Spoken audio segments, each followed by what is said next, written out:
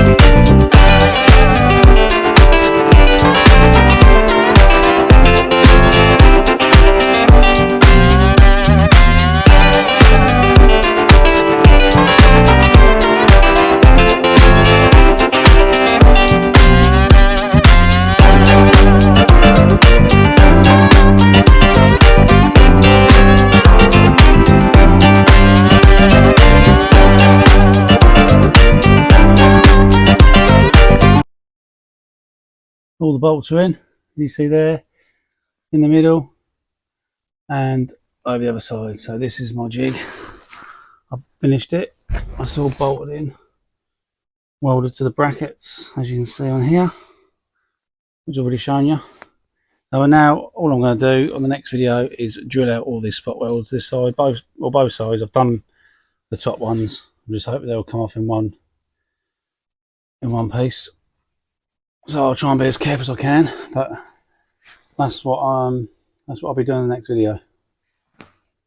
So around the other side here is obviously quite rotten here, as you can see.